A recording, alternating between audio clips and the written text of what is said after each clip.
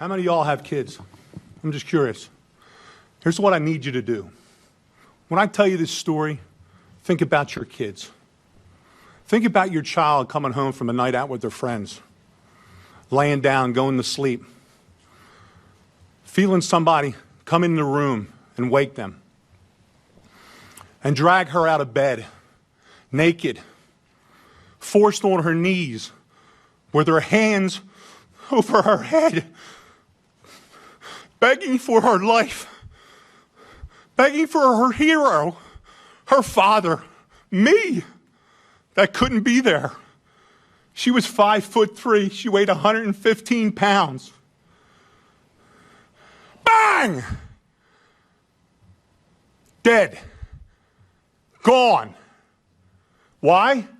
Because Alexander Devontae Dickey, who was arrested 39 goddamn times, 25 felonies, was on the street. How about that? How good are we doing for our family? How good are you doing for your kids? So the clip that I just opened this video with is from a man called Steve Federico, who is testifying in South Carolina in a hearing sparked by the murder of a girl called Irina on the train. You guys have seen that clip time and time again, and we've covered it on this channel. And he was talking about an incident that, of course, impacted his own family, which was the murder of his daughter, Logan Federico. Now, she is pictured right here. As you can see, she's an absolutely beautiful girl. And as Steve ends up laying out before this South Carolina committee, one of the things that we found out is the fact that the perpetrator of this particular crime, a guy called Alexander Dickey, had 39 previous arrests. Multiple of those arrests were for serious felony burglary. However, the system bent over backwards in order to pretend that Alexander Dickey was actually the victim of society, that Alexander Dickey was actually an innocent Baba Angel Aladdin who is impacted by poverty, who is only breaking in and burglarizing people in order to feed his starving family. So through a series of errors and not so much errors in the South Carolina judicial system, he was released onto the streets over and over again, repeatedly, despite the fact that the potential sentences that he could have accrued for his multiple serious violent crimes would have been about 150 years in prison, as laid out by Steve Federico. He should have been in jail for over 140 years for all the crimes he committed. You know how much time he spent in prison? A little over 600 days in 10 years. He's only 30 years old. He was committing 2.65 crimes a year since he was 15 years old, but nobody could figure out that he couldn't be rehabilitated. Well, you'd have to put him in prison to see if he could be rehabilitated. Isn't that the idea of prison? But no, my daughter wanted to be a teacher. She finally figured it out 2 weeks before she was executed. And I haven't heard a damn word from Byron Gibson in South Carolina. Not one word. 4 months, no communication. His biggest concern was that he was pissed off about my interview and how I made him look on the Fox News channel with Trey Gowdy. How pathetic is that? So the person he just mentioned there is Byron Gibson. Now, he is the solicitor for the Fifth Circuit in South Carolina that actually covers the counties in which these crimes, or many of these crimes, actually took place. And when the father is saying that he hasn't heard one word from him other than condemnation of his tone about his murdered daughter, that happens to be 100% true. And the reason for this is that Byron Gibson, like many woke Soros-backed district attorneys, is a career defense attorney, actually served 21 years as a defender of criminals, who is elected to a prosecution position, and of course runs the district attorney's office in a way that caters to the criminals. And make no mistake about it, Alexander Dickey received break after break after break by Gibson's district attorney's office, including consistently being prosecuted as a first-time offender, despite the fact that he was arrested 39 times. And you really need to understand how sinister, how evil this is, how ridiculous this is, because we could look up Alexander Dickey's record on the internet via Google search, find out that he's a serial, ongoing threat to society, repeat offender, everything you would need to know in order to lock him up. Yet the Gibson District Attorney's Office, or Solicitor's Office, as it's called in South Carolina, decided that they had no access to that information and routinely prosecuted him. And when I say prosecuted, I mean in the least actual meaning of the word way humanly possible, this suspect as a first-time offender time and time again. Less than 2 years before 22-year-old Logan Federico was murdered, the man accused of killing her pleaded guilty to committing a burglary for the first time. But it wasn't his first time. It was the third time he pleaded guilty to burglary. But prosecutors in Lexington County say they didn't know that. A repeat offender will typically get a higher sentence than a first-time offender. So if solicitors knew that this was not his first time, they tell me Dickey could have gotten a longer sentence, so long that he could have still been in prison today. So what I just played for you guys is a local news segment post the outrage from the father that triggered the media to actually end up engaging with this case, that discovered that a couple of years ago, the suspect in this particular case actually pled guilty to a burglary. Again, a very serious, exactly the same crime that he was committing at the time that he killed Logan Federico. And during that plea guilty, it was assumed or presumed by the prosecution and by the judge that this was a first-time offense. Now, of course, there's a major problem with that, and that problem was this was not a first-time offense. Now, I've seen a bunch of different various collages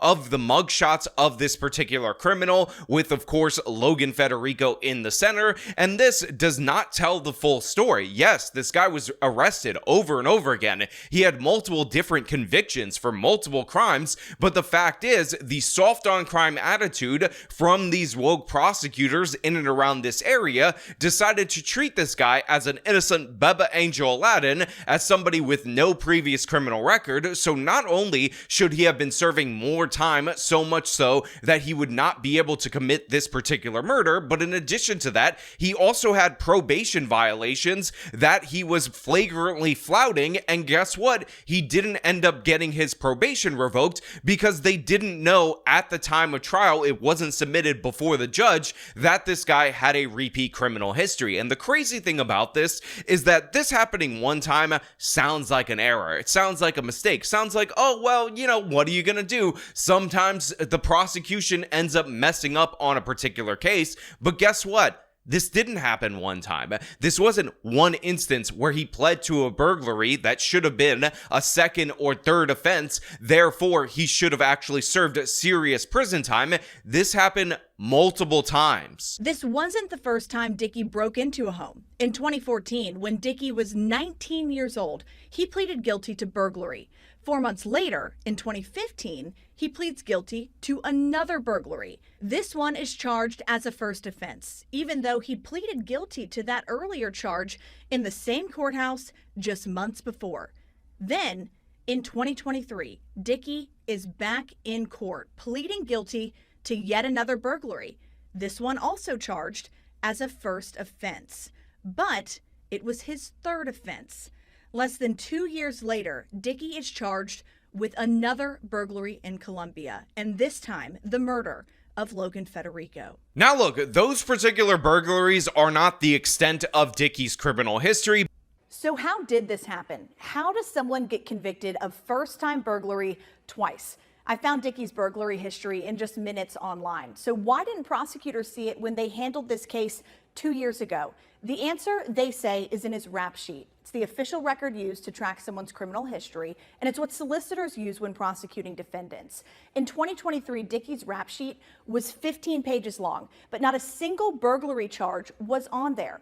And the solicitor says it could come down to just a fingerprint. But as you could see, 2 separate times this individual was allowed to plead guilty to burglary as a first offense, get a slap on the wrist, and be sent out on the streets only to reoffend again. And if you're Alexander Dickey and you're able to commit these crimes over and over and over again, and you keep getting slaps on the wrist, what is the incentive structure for you? You're a low IQ, absolute idiot who has no forethought in the crimes that you're committing. You obviously don't care about who you harm in the process. But of course, this particular area of South Carolina, the same courthouse, by the way, where he had become so commonplace he should be recognizable by the staff, says, oh my God, what an innocent Baba Angel Aladdin, didn't do nothing wrong. Let us let him plead guilty again, because maybe, just maybe, if we give him a slap on the wrist, he'll do better. He'll be better. And by the way, there's also, if you look at the lengthy criminal history, a bunch of requests for diversion programs for this guy,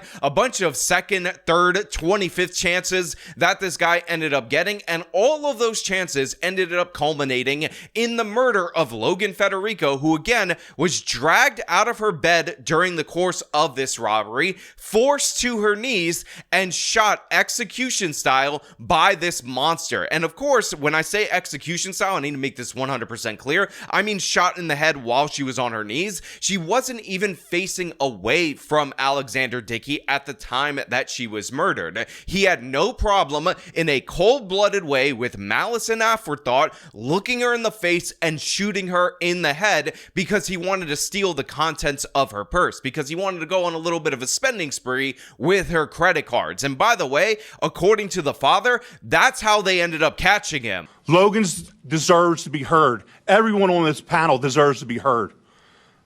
And we will. Trust me. My daughter laid on the floor for 7 hours before somebody in that house recognized that something was wrong. And that career criminal, an hour later, went on a spending spree with her debit card. When they saw his face on a video, they didn't have to do a check. He was arrested so many times, they knew who he was. They knew exactly where to go get him. Pathetic. Absolutely pathetic that I'm here today. Thank you for your time.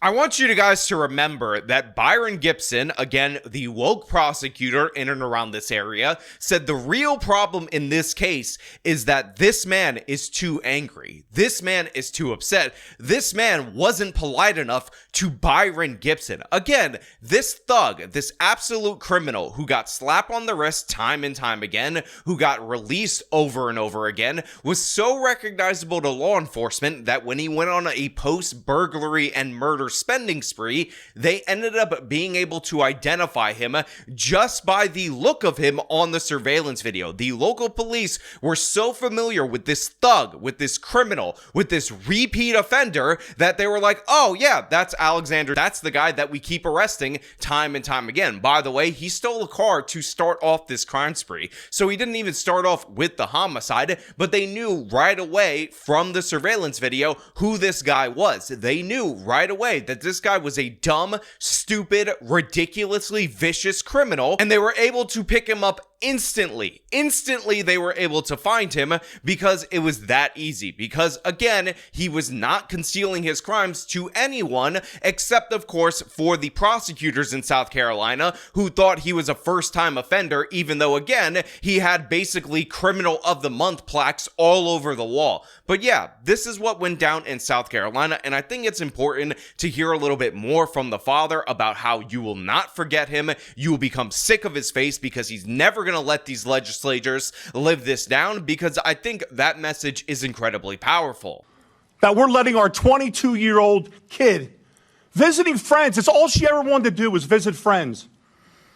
And she literally was executed while on her knees begging for her life.